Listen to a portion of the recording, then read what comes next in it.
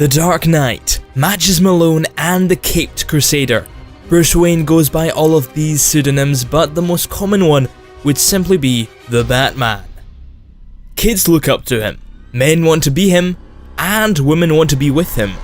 He certainly is a hero of the people, but sadly, the Bat has been a complete fiction to many of us peasant non-billionaires since his creation back in 1939. Fear not, citizen, because I may have the answer to solve our problems. Batman is probably my favourite comic book hero, having quite an influence on me and many others with similar interests, with the original Detective Comics, early TV shows and cartoons, along with some fantastic movies, and some not so fantastic ones. Anyway, we've clearly become accustomed to good old Batsy in the mainstream media, so I'm going to ask and hopefully answer a very interesting question. Is he possible, or more to the point, could we replicate Batman in our real world? And by that, I'm assuming that our real world Batman subject has undergone some martial arts training, because we're just going to be talking about the tech here today. So, Batman has plenty of gadgets on his convenient utility belt, and they usually get him out of a ton of bother. However, we're just going to be focusing on his gear within the Arkham Asylum game. Something that was fairly untouched in the early Batman lore was the explosive gel he uses. Sure, it's been used in other Batman media, but not to a great extent. In the Arkham games, it unlocks numerous areas in which Batman requires access to in order to save people, or just for the player to find some secrets, like the statues that the Riddler has dotted around the island. It can be very useful, but the real-world version of it, being a water-based gel explosive, can get a little unpredictable if not used carefully, causing some serious unplanned damage. Light-initiated high-explosive gel has been used as an anti-IED explosive that can be triggered with light energy pulses. The gel is used to control the explosions from IEDs so they do not carry out their intended damage. Generally, it's only used as a last resort, since bomb defusal teams will attempt to properly defuse the bombs themselves, manually, but it's always nice to have a backup option. Anyway, back to the gel itself. The likes of peroxide-based water gel, which is a variation that has been tested on the field, is more likely to dish out more damage than what we see within the Batman games, as it's a little less controlled, and despite doing a considerable amount of damage to the structure it has been placed and activated on, it is known to have a large outward explosive backlash compared to other explosive gels. However, a more basic explosive gel that military outfits have been more commonly known to actually use, with ammonium nitrate, tend to be a little more controllable, and occasionally are used for breaching hostile buildings if alternates are not available. Next up is the iconic weapon of choice for the big bad bat, the Batarang, which for those unfamiliar is just a boomerang in the form of, well, a metal bat. Similar to Harvey Dent's disfigured coin, the Joker's playing cards, and the Riddler's god-awfully annoying trophies, the Batarang could be considered Batman's calling card, but he doesn't exactly use it for psychological games like the others. Instead, he uses it practically, to take down his unsuspecting prey with almost surgeon-like precision. Many fans alike have attempted to perfect the art of Batarang Crafting, and a few have created some very lifelike iterations, but an exclusive few have created fully functioning pieces of metal that can act exactly like a boomerang should. In the game, you can obtain upgrades to a remote control Batarang and a sonic Batarang, both having their uses in the field. The sonic variant sends out a pulse which attracts any thugs in the area, and after a short period of time triggers a small explosion which incapacitates surrounding enemies. The other variant, being the remote control Batarang, is exactly that, remote control. And the results may surprise you. Batarangs themselves have been made by fans for many years, with some even functioning like deadly boomerangs. But to act like the sonic Batarang, we need to return to the water gel explosive. Well, it doesn't have to specifically be the water gel explosive, just simply a small explosive component. Even a light portion of remotely detonated C4 plastic explosive could do the trick. This does, however, require that you activate it manually, but you can take more ruffians out of the criminal underworld faster this way. Sadly, there isn't a pre-made version of this, so you can't simply order it online. It's a DIY job. But what about the remote control Batarang, I hear you ask? This wondrous piece of technology I've found that is the perfect real-world equivalent will surprise you. I introduce to you, fine audience member, the totally radical Airhog 360. No? No one interested? Okay, I'm sorry. Please don't leave. I tried my absolute hardest while scouring the World Wide Web for even an inkling of tech relevant to this, and I'm afraid I came up empty. We could simply use a helicopter drone with blades on its sides, but I don't see that working in the same way. All we have is a shitty toy to play with in this situation. However, it could maybe work if we attach some sharp knives onto the end of it. While the idea of an all grown up badass such as the Batman, in his undergarments playing with an RC toy Alfred obtained for his Christmas, does paint a rather entertaining picture, I think we may have to move on. Next in line for our transformation into Batman himself would of course be the Batcave. Although it's not a proper gadget, it's certainly something that the Bat would never be without, and is most certainly an iconic part of the character. His Batcave is often used to glide from numerous platforms, across rooftops, or even to slow a fall from a high building. So naturally the first thing to come to mind would be some sort of parachute, or even better, a wingsuit.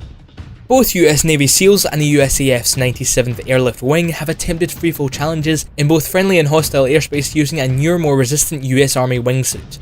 It's not got too much on top of your standard issue wingsuits that even you could buy for your leisure.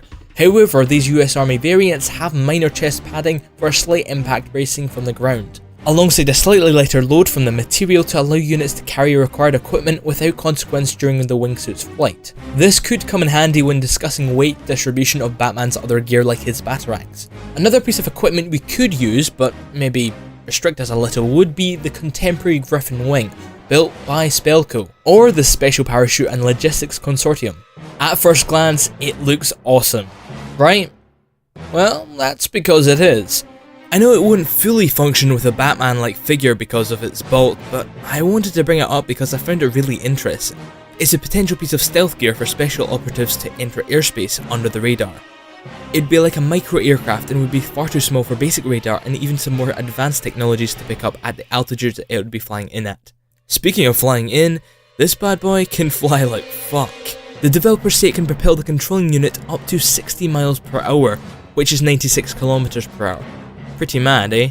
I can actually think of one situation in a semi-recent Batman media that he would have loved to take this out for a spin during. You remember the segment in The Dark Knight when he has to go to Hong Kong, enter and escape without a proper trace of the Bat. I know the plan in the film worked, but let's just say that a badass wingsuit like the Griffin would have made it a whole lot cooler.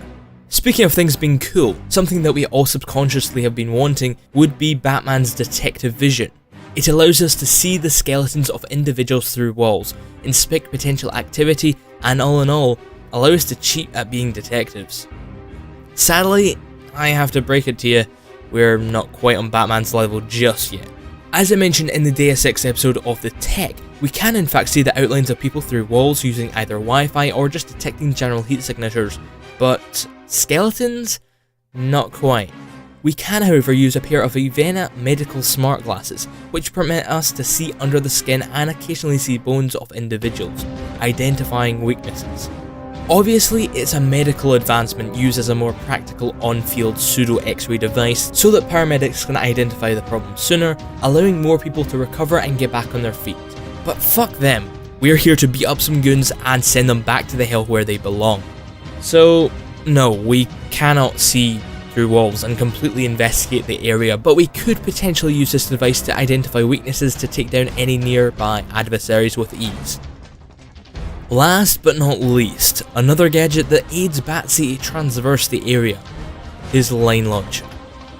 It's essentially a grappling hook that pulls Batman in a certain direction, preferably towards a ledge or an area that would be difficult to get to normally. I've actually decided to combine this with the Bat Club because they have a very similar design and could even be seen as the same thing used for different functions.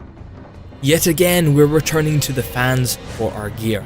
Some fans have come together to work with a grappling hook device that is already used to spur out a rope in which has a grappling hook at the end of it. They've taken the basis of the launcher and modified it to have more of a Batman sort of vibe, along with creating a bat-shaped trio grappling hook to shoot out of it. As it stands, the launcher will reach out to a 45 meter range at a firing velocity of 25 meters per second or 82 foot per second. The cable that is attached to the hook is made with a dense 3.5mm Kevlar string that should be able to hold up to roughly 900 kilograms or 2,000 pounds and has been tested with the weight of the crater dangling from it. Another quick bonus thing I should probably point out, this son of a bitch could be used as a serious weapon if we're feeling like breaking a few of Bruce's rules. That hunk of metal coming at you at roughly 50 miles per hour is going to hurt. A lot. So it can act like a grappling hook, but that still doesn't fulfill the back claws and the line launcher's pulling motion. What I'd suggest to upgrade this properly would be a powered reel. It would obviously have to be a fairly strong reel and possibly have an even denser rope to pull the body under the pressure, but it's been done before with even the likes of larger cars. Plenty of fully kitted out 4x4 vehicles going on a fully off-road adventure tend to pack a large one on the front to pull it out of a sticky situation if it were to happen. Then, and only then, can we produce a replicated effect of the backclaw with the pulling of something towards you, and the line launcher with the pulling of you towards something else. There always is a matter of safety, but fuck that, we're Batman.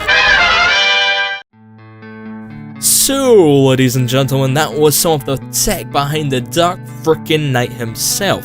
I do hope we get some bigger companies to fund some projects that could up the quality of our gear a little bit, but as it stands, we'd probably have a pretty ghetto Batman unless one of you lovely viewers turns out to be a billionaire and is actually able to fund an R&D department and become a real-world Batman. For realsies. Anyway, I enjoyed rooting around for some Batman gear and was surprised by some of my finds. I do hope you guys have enjoyed the little freshness from the recent abundance of Overwatch and Fallout tech episodes. I'll definitely do more of them, but I'd like to expand out a little. And of course, if you have any suggestions for future tech episodes, I urge you to shoot me a comment in the comment section below. Or you could even head over to my Twitter at Stally'sMilitia for the most direct line to me and my show. Thank you very much for watching this episode of The Tech. My name is Andrew or Stally111, and I sincerely hope you have enjoyed. If you did, make sure to drop a like, drop a comment, and subscribe if you've not done so already, and I'll see you later.